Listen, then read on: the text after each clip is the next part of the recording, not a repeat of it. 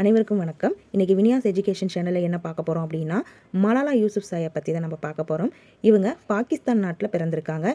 இவங்க பெண் கல்விக்காக அதிகமாக போராடி இருக்காங்க. அதனால் 2014 அக்டோபர் 10 இவங்களுக்கு நோபல் பீஸ் ப்ரைஸ் அவார்டு கிடைச்சிது. அப்போ இவங்களுடைய வயசு வெறும் 17 தான். இவங்க தான் யங்கஸ்ட் நோபல் ப்ரைஸ் வின்னர். இவங்களோட சேர்ந்து 2014 அக்டோபர் 10 கைலாஷ் சத்யார்த்தி அப்படிங்கிறவரும் நோபல் பீஸ் ப்ரைஸ் அவார்டு வாங்கினார். இவங்களை பற்றி இந்த பாக்ஸில் கொடுத்துருக்காங்க. நம்ம என்னன்னு பார்க்கலாம். நான் பள்ளியை நேசித்தேன், ஆனால் அடிப்படைவாதிகள் என் வசிப்பிடமாகிய ஸ்வாட் பள்ளத்தாக்கினை ஆக்கிரமித்த பொழுது அனைத்தும் மாறியது. பெண்கள் பள்ளிக்கு செல்ல முடியவில்லை. மற்ற பெண்களுக்காகவும் எங்களது கல்வி கற்கும் உரிமைக்காகவும் நான் குரல் கொடுத்தேன்.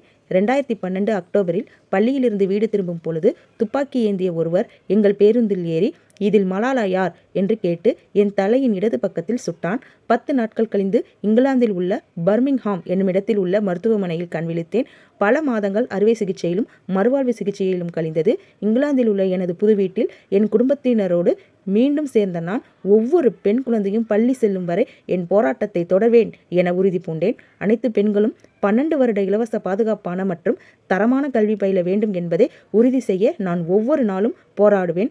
130 மில்லியன் பெண்கள் பள்ளியில் பயிலாத இன்றைய சூழலில் நான் செய்ய வேண்டிய வேலைகள் அதிகம் உள்ளன. கல்வி மற்றும் சமத்துவத்திற்காக என்னோடு சேர்ந்து போராடுவீர்கள் என நம்புகிறேன்.